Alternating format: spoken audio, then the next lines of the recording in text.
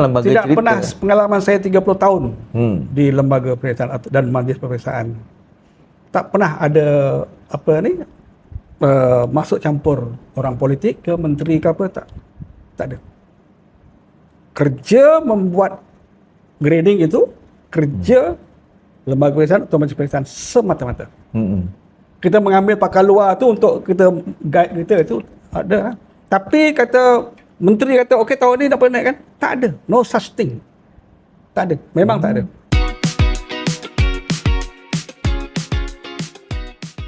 Satu, ada yang dipanggil standard fixing. Ada yang dipanggil standard setting. Kalau standard setting tu memang cut off ditentukan sebelum bergrade. Tapi standard fixing itu maknanya kita kita tadbirkan dulu baru letakkan dia punya cut off. So untuk rakan-rakan, kita boleh milih mana-mana satu. Tapi kita perlu pilih mana satu yang terbaik, yang paling sesuai, yang memberi faedah yang terbaik kepada anak-anak kita. Gitu. Tapi apa kesan kalau ataupun ada ke sistem yang reveal markah mentah? Sistem yang reveal markah mentah. Okey, contohnya lah 500,000 orang ambil matematik. Reveal markah mentah tu apa maksudnya? Itu yang saya tak tahu. Maknanya kita masuk surat khabar, skor 500,000 tu dalam matematik tu. Dan dia bukan ambil matematik saja. Dia ambil 20 mata pelajaran. Adakah kita reveal semua markah tu? Nak untuk apa? Kan? Untuk apa? Yang pentingnya dia dapat grade saja. Bukan dapat markahnya. Dia dapat grade-nya. Sebab untuk apa? Yang kita laporkan dalam mana-mana peperiksaan pencapaiannya, bukan markahnya. Yang kita laporkan pencapaiannya ialah kalau di Malaysia lah kita G, E, kemudian D, C pula tu ada C plus, C minus, B pun ada B plus, B minus, A, itu pencapaiannya. Pencapaian, bukan markahnya. Jadi untuk menentukan itu dia ada cut off score. Jadi kita tak reveal yang markah-markah. Kita buat cut off score tu setelah kita ambil data dari budak. Maknanya setelah budak jawab soalan, baru kita tentukan cut off score. Setelah budak jawab soalan, kita analyse. Lepas analyse tu baru letakkan cut off score. Itu Malaysia. So kalau yang dikatakan itu tak bagus, itu kena duduk banyak cerita lah kan.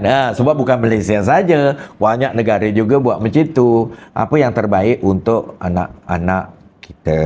Macam Dr. Jamil katakan, kalau kita buat cut off score tu awal sehingga matematik tu tak ada seorang pun dapat A, apa nak jadi pada anak-anak kita? So sekarang kita letakkan anak kita berbanding dengan kawan-kawan dia. Tiap tahun ada juga budak yang cemerlang dapat A. So kita boleh mengisi keperluan-keperluan di atas tu. Itu yang katakan terbaik untuk kita. Terbaik untuk anak-anak kita meneruskan pelajaran. Soalan tadi lah. You tanya kita soalan, mengapa disorok ataupun mengapa tak reveal markah mentah? Kita tanya balik. Apa untungnya kita reveal? Nak buat apa? Mengapa nak reveal? Anak saya dapat A+. Berapa markah dia? Markah mentah dia berapa dapat jawab soalan? Apa? Itu nak apa? Kalau dia nak cari punca, daripada situ kita tahu kerajaan naikkan graf ke tak naikkan graf kat situ lah kot. Sebab tu sebab tu diorang minta markah mentah tu. Tapi benda tu tak ada. Dia naik turun graf tu untuk apa? Saya cuba memahami. Okey. Betul. Tak naik turun graf tu untuk apa? Untuk apa? Untuk apa? Contohnya untuk apa? Sebabnya dia nak kata yang bahawa kerajaan sengaja nak cantik, nak kasih apa? Laporannya cantik semua dulu, cemerlang. Tapi sebenarnya tak betul tu. Dakwaan tu tak betul. Dakwaan tu tidak betul. Dia kata kita melakukan yang cantik saja. Kita tak pernah melakukan turun. Kita pernah laporkan turun. Dia ini yang saya baca-baca lah. Dia kata takkanlah tiap-tiap tahun result cantik je. keputusan SPM-nya. Dan yang cikgu berusaha bertungkus lumus untuk meningkatkan tu, nak dicatat di mana kata? Kalau cikgu bertungkus lumus, tolong dengan apa dengan tu, kata kita kata turun. Bahagia ke orang yang bercakap tu? Contohnya kan, usaha yang bersungguh-sungguh, guru spend, mak bapak bersungguh-sungguh nak meningkatkan, lepas tu kita turunkan. Orang yang bercakap tu bahagia ke? Rasa tidak. Sebab memang pendidikan kita bertambah baik dari masa ke semasa. Tapi pernyataan bahawa prestasi yang kita laporkan sentiasa meningkat tu tak betul sebenarnya. Rasanya tak betul. Tak betul. Saya Dr. Jamil sendiri, kita terlibat itu, ada yang naik, ada yang turun. Berapa peratus, semua ada. Ada sekali tu sampai 20 turun, ada 21 naik gitu. Ada. Itu adalah report tiap-tiap tahun. Cuma kita kata stabil. Dan kita kata naik turun itu, kita selalu kata kalau naik 0.1%. Tak perlu dibanggakan, kata stabil je. Turun pun katalah, teruk betul tahun ni, matematik jatuh sampai 20%. Kalau iyalah berlaku macam tu, apa bangganya orang tu? Orang tu kan, orang yang bercakap tu, bangga betul tahun ni matematik jatuh. Takkan macam tu. Usaha semua pihak, guru tak tidur malam untuk memastikan muridnya bagus. Dan apabila kita dalam peperiksaan kita tak kenal guru, kita tak kenal murid, kita letak gitu, grafnya sama. Hakim boleh tengok tau Hakim, graf tu kadang 10 tahun sama je graf tu. Sama. Dan graf tu tak ada siapa yang mempengaruhi pun. Graf tu sama saja. Orang yang cerita tu boleh datang ke lembaga, tengok graf dia untuk 10 tahun, tak bergerak-gerak, sama. Satu lagi, apa untungnya kita melaporkan tahun ini tak ada seorang pun mendapat A. Tahun ni matematik tambahan memang semua gagal. Bangga ke? Bangga. Dan ternyata daripada pengalaman kita, walaupun dia dapat, iyalah barangkali macam di sekolah tak pernah lulus, tapi kita bagi dia lulus matematik tambahan, dan sangat berguna di peringkat universiti. Di sekolah tu oleh guru mengajar 30 orang. Tapi di lembaga kita guna instrumen yang diguna oleh 200,000 orang. Dan apabila dibanding dalam 200,000 orang, tempatnya di sini. Okeylah tu. Okeylah. Bagi saya, engkau comparekan murid engkau dengan pandangan engkau, dia tak pernah lulus. Betul. Tapi bila kita letakkan dia dengan 200,000 orang, di sini tempatnya. Itu yang lembaga tidak cerita. Tidak pernah, pengalaman saya 30 tahun di lembaga peperiksaan dan majlis peperiksaan. Tak pernah ada masuk campur orang politik ke menteri ke apa, tak ada. Kerja membuat grading itu kerja lembaga peperiksaan atau majlis peperiksaan semata-mata. Kita mengambil pakar luar tu untuk kita guide kita, itu ada. Tapi kata menteri kata okey tahun ni dapat naik kan, tak ada, no such thing. Tak ada, memang tak ada. Tak ada, rasa tak ada tempat untuk itu. Tak ada tempat. Saya selalu bercerita dengan kawan-kawan lah kan, menteri itu duduk belakang, ada driver. Ada tak menteri itu tekan pedal minyak tu? Tetap driver juga. Tak driver juga. Driver juga. Oh, dari belakang aku tekan. Kenapa tuan? Tak ada. Tak ada. Itu analoginya lah. Analoginya itulah. Tak sampai ke situ. Rasanya tak sampai ke situ. Menteri ke, Perdana Menteri ke, tim apa. Tapi itu Kim, satu benda tahu. Tapi yang lembaga buat kejam gagalkan sampai 30-40 ribu tu tak dikesah. Tak kisah. SPM gagal 30,000. Tak dikesah ke? Kenapa tak bising? Itu satu hal. 30 ribu tu kalau skor. Tiap-tiap tahun. Tiap-tiap tahun gagal daripada 500 ribu. Gagal. Daripada 500 ribu. Itu ada 30 ribu. 30 ribu tu bukan sikit tau. Kenapa tak concern yang itu? Begitu. Tetap lembaga gagalkan. Tetap. Kenapa pula? Yang tu tak ada highlight pula. Yes. Kenapa nak tambah itu? Tak mau nampak gitu. Tak. Kita ambil semua yang digagalkan oleh lembaga tu. Yang menjadi concern saya lah. Sebagai orang lembaga, saya ingat sedih sangat untuk mengagalkan mereka. Tapi 30,000 legally kita gagalkan. Yang tu ceritalah. Mari kita sama-sama. Itu yang kita nak credential formability tadi. Budak yang gagal tu taklah gagal sepenuhnya. Tajuk baru ni mesti baru ni. Yes, yang kita cerita credential for mobility tu, itulah. walaupun psikoterapi gagal dalam itu, tapi dia handal dalam ni, dalam ni untuk berlaku adil pada dia. Kalau cuma SPM saja gagal, tetap gagal ke? Hidup dia gagal. Kita mungkin tidak pernah duduk dalam situasi gagal. Tapi bayangkan anak kau tiga-tiga gagal, apa rasa kau? Sebagai seorang bapa kan, gagal anak aku, tak ada yang lepas. Tapi lembaga periksaan endorse, sebab bila kita banding, kau memang tak gagal. Bila cut off, kau memang tak gagal. Dia duk cerita cut off tu untuk meluruskan orang je, yang menggagalkan orang tu. Ada orang tanya,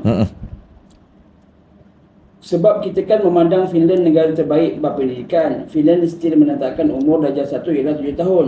Satu lagi, tuan mungkin akan mendapati satu perkara yang menarik. Negara-negara yang sering dianggap mempunyai sistem pendidikan terbaik dunia tidak semestinya memulakan pendidikan formal pada usia yang lebih muda, tetapi lebih menumpukan kepada kualiti pengajaran, latihan guru, penglibatan ibu bapa dan keseimbangan perkembangan murid. Apa komen doktor?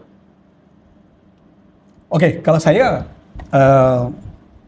kalau kita mengambil contoh soalan itu Finland. Finland dikatakan negara yang paling maju kalau diukur dari segi PISA lah, nombor 1.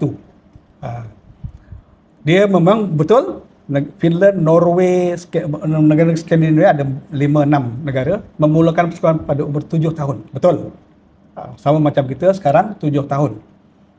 Tetapi kalau kita lihat pula Singapura, Taiwan, negara-negara yang apa ni, Singapura nombor 2 dalam PISA. Dia memulakan umur 6 tahun. Jadi umur 7 tahun ke 6 tahun tu dianggap sebagai baik, maju dalam apa? Bukan itu. Bukan itu sebabnya bagi saya lah, bukan itu. Finland dia tinggi bukan kerana dia memulakan persekolahan pada umur 7 tahun. Bukan. Tapi dia ada program-program lain yang baik. Ada negara yang memulakan umur 3 tahun. Jadi bukan itu. Tapi bagi saya lah, ini bagi saya memulakan persekolahan pada umur yang rendah 6 tahun. Kita ambil 5, tak ambil 4, ambil 3. 6 itu adalah supaya anak-anak kita boleh bersaing dengan anak-anak yang lain. Kalau kita mulakan persekolahan ini lebih awal, itu lebih baik dan tidak menyebabkan apa-apa masalah pun sebenarnya. Sebab yang kami pernah sebutkan bahawa anak pada umur sedemikian 5, 6, 7 itu otak dia yang aktif menerima pembelajaran. Jadi bukan kerana umur yang menyebabkan dia terbaik ataupun sebaliknya. Tetapi program pendidikan itu yang lebih penting. Saya setuju dengan peningkatan kualiti pengajaran, dan saya setuju bahawa guru-guru perlu ditingkatkan ability untuk mengajar. Tapi saya juga setuju dengan memulakan anak-anak untuk bersekolah di age of 6 tu, dengan dulu kita 7, sekarang 6. Pasal apa? Sebab rasanya kita sudah bersedia untuk memulakan pendidikan anak-anak kita at the age of 6, dan dia akan lebih cepat untuk sampai ke peringkat lebih tinggi by 1 year. Saya setuju yang tu. Sebab bila lebih cepat, kita lebih cepat membekalkan tenaga kerja yang diperlukan by 1 year. Keseluruhan. Saya lebih memandang itu. So that kematangan anak-anak kita jadi matang, serta bekalan kerja kita menjadi matang by 1 year earlier. Yang itu saya setuju macam tu. Soalan seterusnya tentang teori taburan normal Gaussian. Ada orang kata tak juga, tengok pada mean dan variance. Contoh ambil 100 orang murid pandai, katakan 10A dalam semua subjek yang sama. Means-nya pasti tinggi, variance-nya kecil. Yang lower end of the Gaussian distribution, takkan kita nak katakan mereka tak pandai. Apa komen doktor? Okey, Gaussian theory of normal distribution itu berlaku pada mana-mana cohort, pada mana-mana kumpulan murid. Bukan 100 ke 200 ke.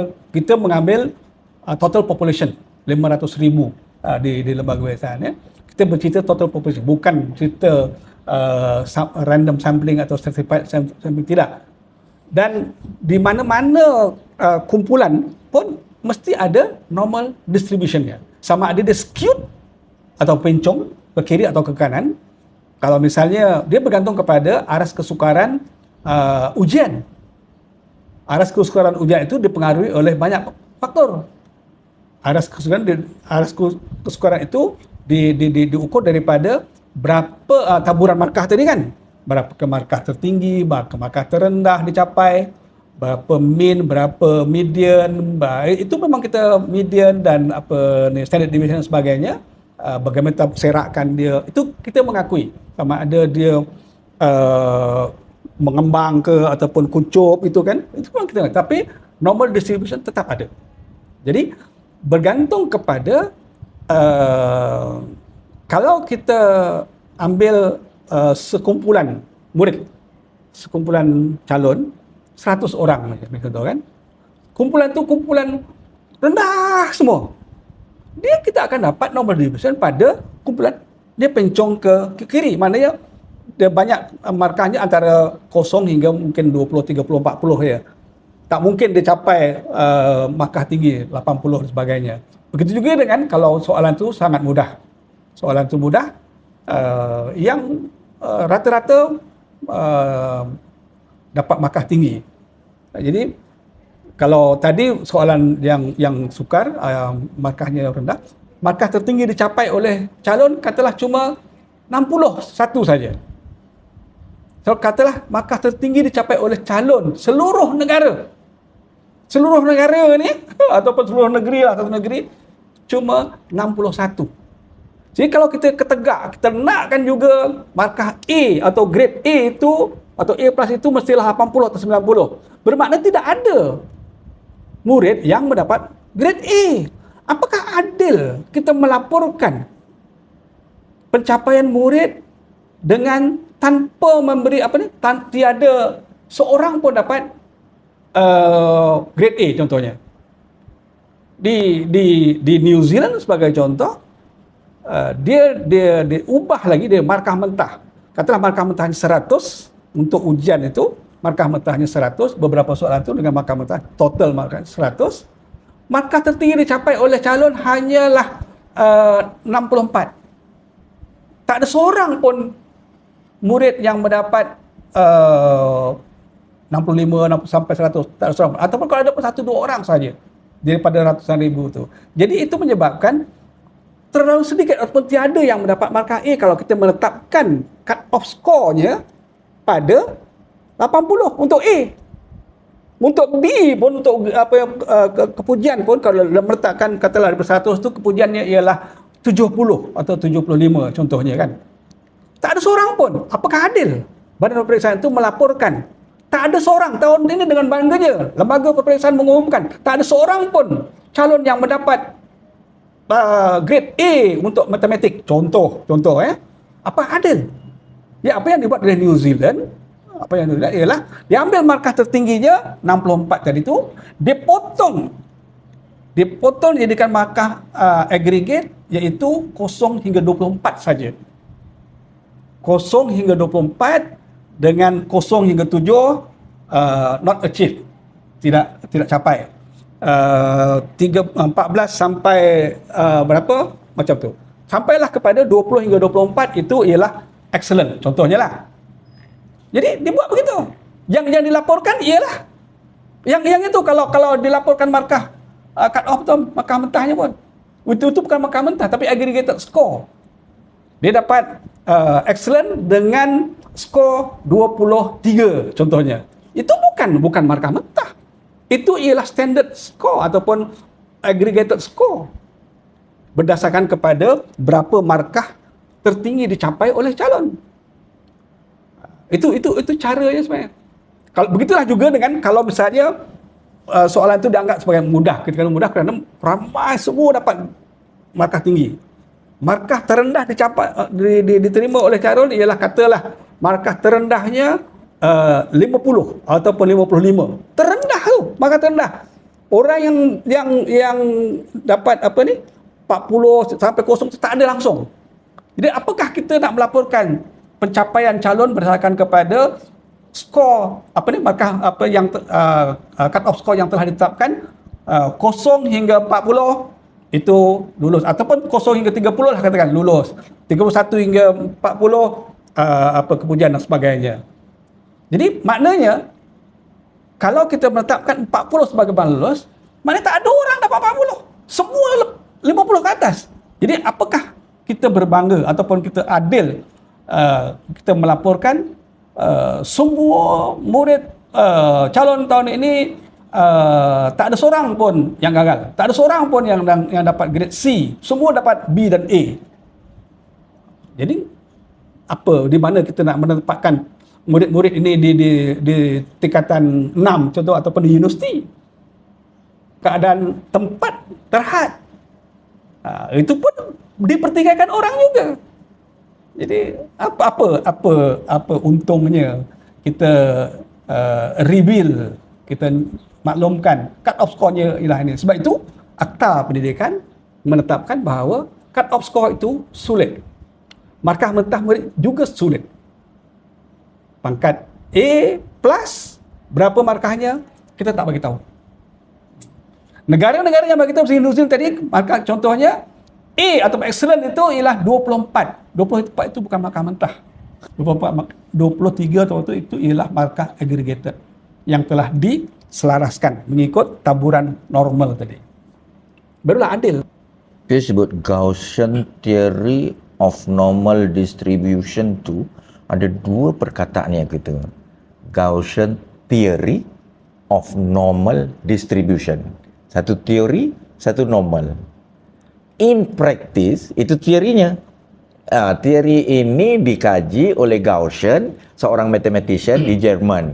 Dia kata kalau tengok apa-apa behavioral, ramai, ini tebaran itu. Itu Gaussian Theory of Normal Distribution. Tapi yang dia ada bukan teori lagi. Kita dah practice.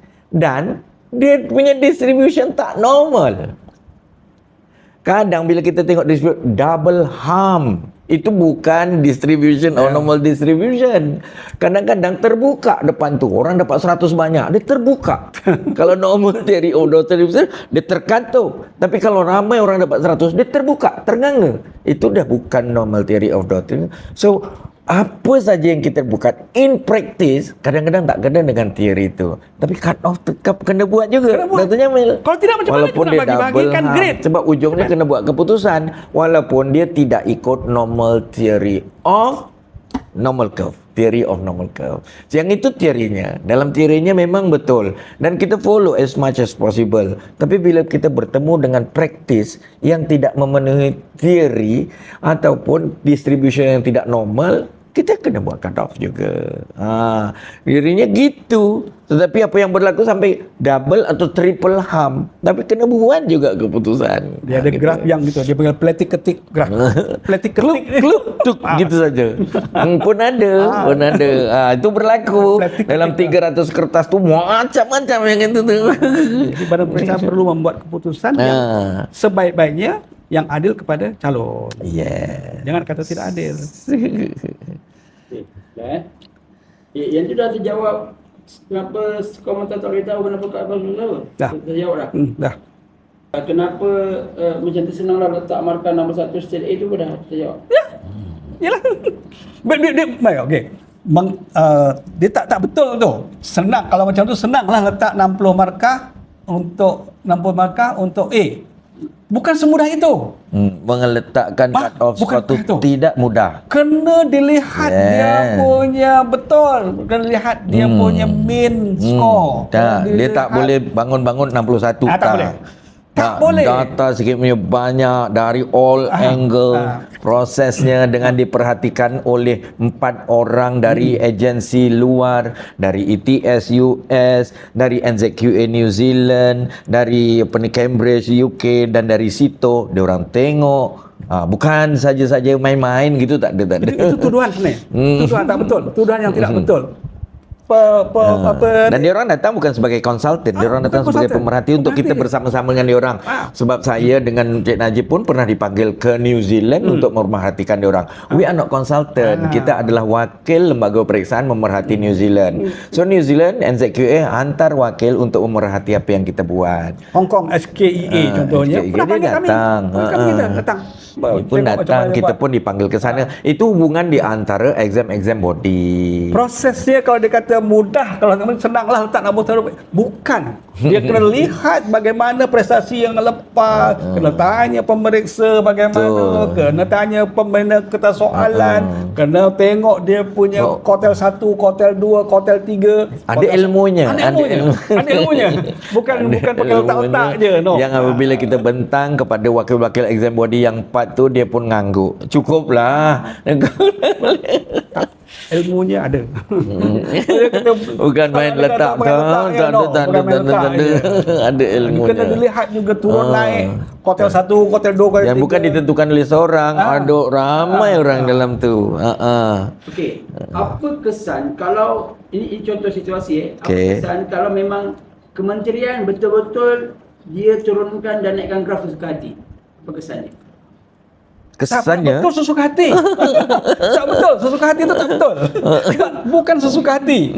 Kadang untuk membincangkan nak naik atau turun itu pun walaupun 1 markah. Contoh walaupun 1 markah kena gaduh dulu 3 jam. Tapi saya kata kesan dia, saya kata kalau sebagai menteri atau kementerian, apa faedahnya ya? Terus sesuka hati tu lebih bagus engkau ikut dia punya peraturan tu dengan terbaik. So kalau dipertikai orang boleh menjawab dengan terbaik. Sebab kita ikut solat caranya macam ini, mesti ada niat, mesti ada takbiratul ihram. Kita ikut tu semua sampai salam. Apa faedahnya imam tu kata salam dulu? Nak ubah-ubah ikut sedap dia. Ini kami tak berani. Untuk ubah-ubah ni tak berani.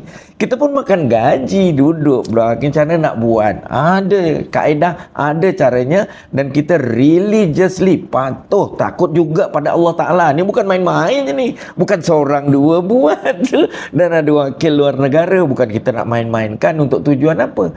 Kami pun selama 30 tahun saya tak nampak faedahnya kalau kita ubah-ubah lah tu. Tak nampak faedahnya. Bukan, ini bukan main-main ni. Ini seluruh rakyat Malaysia meletakkan harapan pada kita. Kita pun takut untuk meletakkan. Kita bukan buat seorang-seorang. Kita buat berdasarkan ilmu dengan diperhatikan oleh exam body lain. Tak ada kata pengarah kata bangun kita ubahlah untuk supaya kata. There is no such thing. Saya tak tahu kalau ada orang mampu berbuat demikian. Kalau orang yang komen tu jadi pengarah dia akan buat macam tu, saya tak tahu. Tapi pengalaman kita duduk kat situ, Dr. Jamil pernah jadi CEO Majlis Peperiksaan. Saya tak yakin kalau dia percaya pada Allah dia berani buat yang tu. Tak ada faedahnya pada negara pun. Tak ada faedahnya. Dan selama ini siapa yang nak memperhatikan lembaga peperiksaan punya keputusan? Saya tak nampak lah ada. Kalau dia kata tak puas hati pun datang, semak semula, alright. Satu lagi prinsip yang kita pegang. Ini kena faham betul-betul. Prinsip yang kita pegang, apabila kita melaporkan pencapaian murid, pencapaian pelajar, pencapaian calon dalam peperiksaan SPM ataupun apa-apa saja, peperiksaan SPM ke SPM atau UPSPM apa dulu, ialah pencapaiannya yang menggambarkan dia punya kebolehan. Bukan maknanya kebolehan yang kebolehan murid itu. Bukannya dia punya pencapaian mendapat markah berapa. Bukan itu. Jadi bagi kami prinsip dalam pentafsiran, markah antara katalah tahun lepas cut off-nya untuk A+ katalah 86. Okey, 86.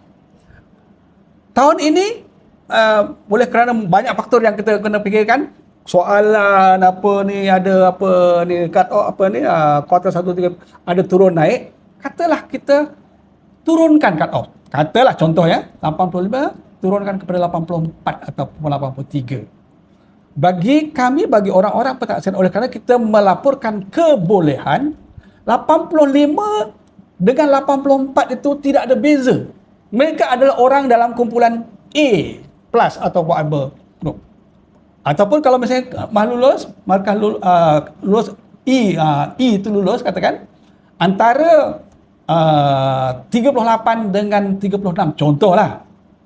Kan kata tadi berubah kan. Pakai letak-letak saja kan. Sebenarnya bukan letak, tapi kita menganggapkan bahawa antara 38 dengan 36 itu mereka berada dalam kumpulan yang sama, kebolehannya sama. Apa bendalah sangat dua markah tu nak dipertikaikan? Contohnya kan. Jadi kita kalau tak bolehlah katakan, tak dibenarkan turun atau naik. Sedangkan mereka pada kumpulan yang sama. Contoh paling mudah ya. Orang yang sehat ialah suhu badannya 36, 37, 36 katalah. Apa bezanya antara 36.1 dengan 36.2? Mereka pada kesihatan yang sama. Mengapa mesti dibezakan? Itu pertimbangan-pertimbangan yang sangat penting perkara yang perlu dipertimbangkan oleh ahli jawatan kuasa penentuan standard. Mungkin yang orang pertikaikan tu apabila markah tu di antara yang menentukan A dengan B ataupun C dengan A dengan B, C dengan Tak ada, benda tu tak ada. tak ada. Tak ada. Yang orang anggap menentukan antara A dan B, benda tu tak ada. Dalam amalan kita lah. Kita range of mark tu baru kita letak gitu. Tak ada kalau markah ni A, markah ni B. Contoh macam ni 80 kena A, 79 B. Markah tu tak ada. Markah tu tidak ada. Sebab kita dah tadbirkan baru letak markahnya. Markah yang kata markah ini mesti A, ni mesti B tu sebenarnya tak ada. Yang ditulis di sekolah kat belakang A 80 itu tak ada di lembaga. Oh, itu hanya di sekolah saja. Iya, itu tak ada di lembaga. Tak ada. Lembaga tak guna langsung yang itu. Itu sebab saya bila ditanya di sekolah, lembaga pakai itu, saya tanya balik. Anda tahu ke lembaga pakai itu? 30 tahun saya kerja kat lembaga, saya tak nampak lembaga ada itu. Salah kita ya. Salah. Maksudnya itu hanya digunakan kat sekolah Sekolah saja dan sekolah yang menentukan, bukan datang dari lembaga. Kalau datang dari lembaga, menipulah orang yang bercakap tu. Ada timbul isu naik ke turun tadi? Tidak ada. Tak ada benda tu. Tak ada. Markah tu tidak ada di lembaga. Tak ada. Dan exam body yang bekerja macam lembaga pun tak ada. Tak ada. Markah itu tidak ada. Cut off tu betul Kami pernah bertugas, buat kerja-kerja ni bukan kat Malaysia saja. Dr. Griffin Julia, saya pernah pergi ke UK, ke London di untuk LCCI. Kami duduk sama dengan mereka. Tak ada. Kan? Markah tu tidak ada. Ditutukan masa tu. Walaupun dia kata criterion reference. Kita tengok ya. Markah untuk 5 mata pelajaran. Semua lain kan? 5 mata pelajaran tu dianggap oleh orang luar sana 5 mata pelajaran tu markahnya satu. Kalau A 80 maknanya ini pun 80. Tak ada, benda tu tak ada. Tak ada. Tahun ni dan tahun lepas tak ada. Maknanya tahun ni 80, tahun lepas mungkin 79. Sebab benda tu tak ada. So kita tidak bersalah meletakkan tahun ni 79, tahun depan 81 sebab markah cut off A tu tak ada. Yang benda tu hanya ada di sekolah. So tuan-tuan, markah tu tak ada kat lembaga. Kenapa ada tak ada tu yang saya faham Sebab dekat dekat sekolah muridnya sikit jadi boleh kawal. Boleh. Yang lembaga ni sebab dia nak kawal semua. Yes. Betul. Cikgu cemerlang pun mengajar murid yang ambil itu, cikgu yang tak bercemerlang pun mengambil yang itu. Macam mana kita nak berlaku adil pada semua? Cuba bayangkan peperiksaan antarabangsa IGCSE. IGCSE itu International GCSE yang calonnya bukan saja orang England, orang Malaysia ada, orang Singapura ada, Hong Kong ada, apa semua ada. Yang pelbagai dia apa-apa ni latar belakang. tapi masih tetap dia boleh buat cut off, dia buat apa ni, grading. Macam mana? Tapi Kalau itu tak yang saya gembira hakim dakwat tu yang ditulis di belakang tu tidak ada di lembaga. Itu je. Yang tu di belakang sekolah tu A80 tak ada di lembaga.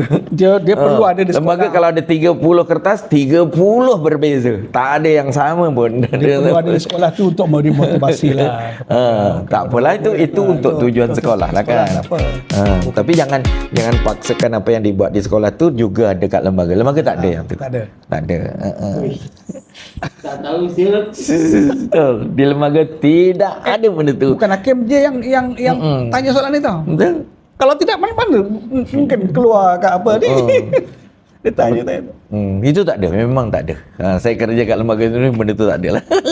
Tak ada tampal berapa tak ada. Tak ada.